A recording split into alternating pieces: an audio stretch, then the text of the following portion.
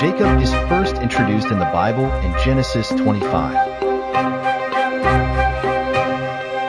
He is the younger twin brother of Esau, and his story is significant in the biblical narrative. Jacob's mother, Rebekah, was pregnant with him and his twin brother, Esau. During her pregnancy, she felt a struggle between the two boys inside her and was concerned.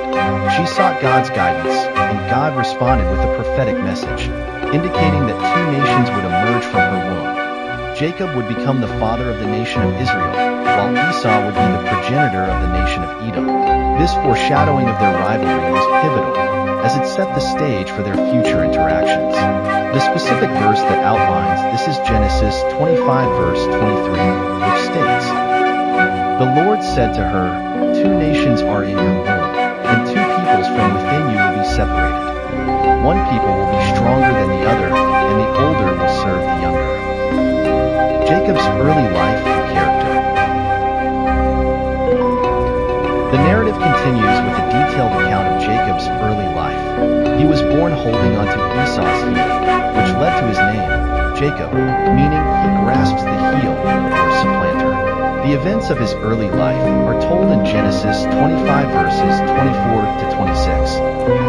When the time came for her to give birth, there were twin boys in her womb. The first to come out was red, and his whole body was like a hairy garment. So they named him Esau. After this, his brother came out, with his hand grasping Esau's heel. So he was named Jacob. Isaac was 60 years old when Rebekah gave birth to them. As the twins grew up, their personalities diverged. Esau became a skilled hunter and was favored by their father, Isaac, while Jacob was more domesticated, preferring to stay among the tents and was favored by his mother, Rebekah. This favoritism contributed to the conflicts that would arise between the brothers. One notable event from Jacob's early life that showcased his cunning nature was when he tricked Esau into selling his birthright for a simple meal. This story is recorded in Genesis 25 verses 29 to 34. Once when Jacob was cooking some stew, Esau came in from the open country, famished.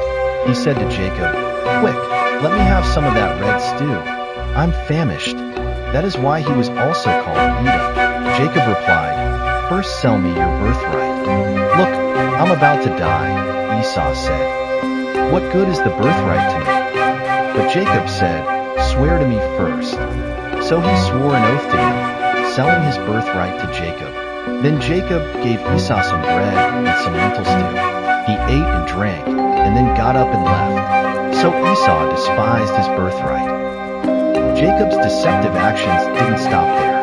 Later, with the help of Rebekah, he deceived his blind father, Isaac, to receive the blessing meant for Esau.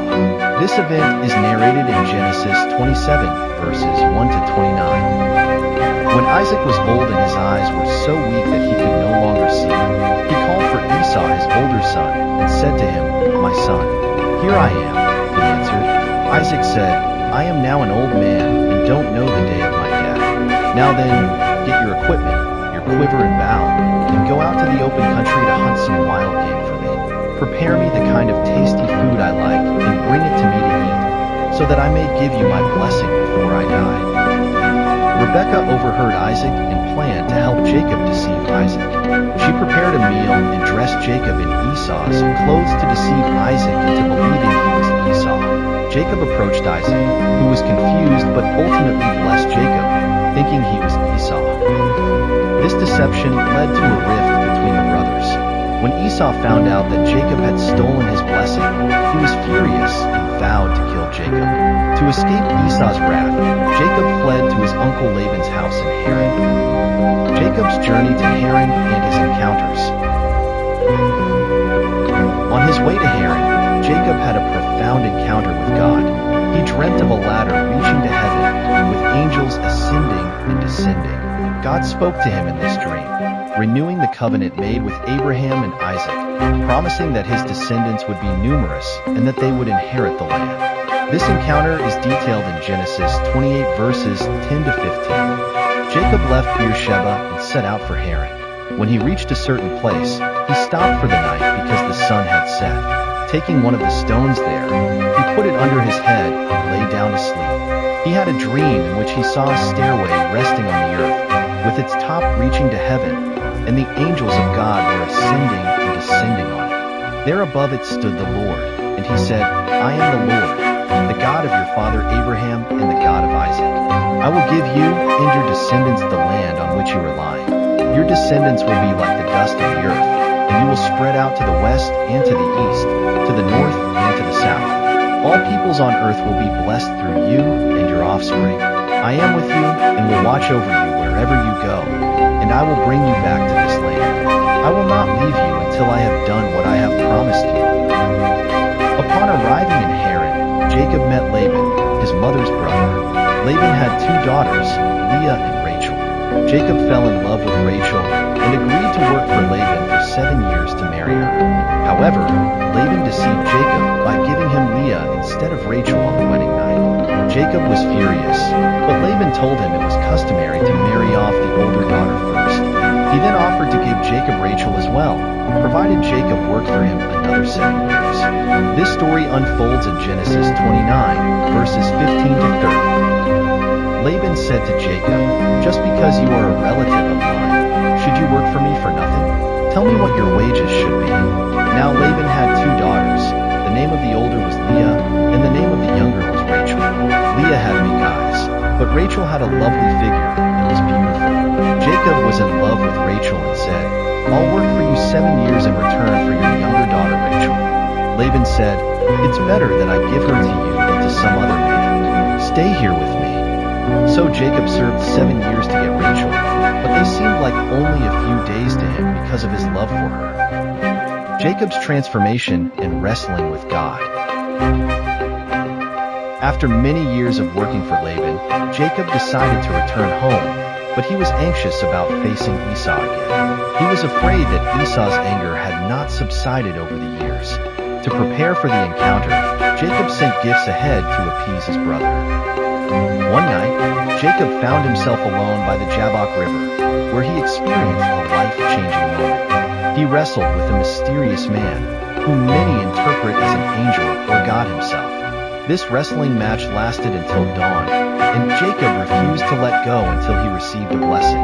The story is captured in Genesis 32, verses 24 to 30. So Jacob was left alone, and a man wrestled with him until daybreak.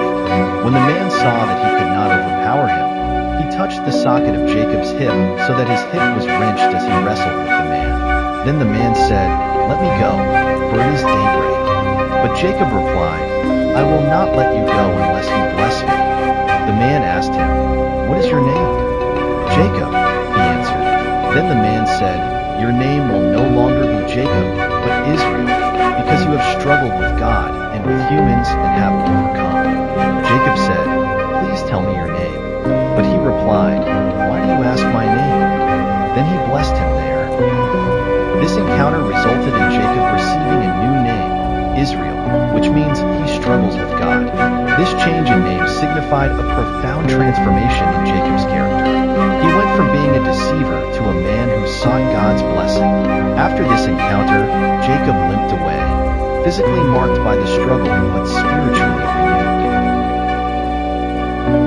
If you found this video enjoyable, please consider liking and sharing it.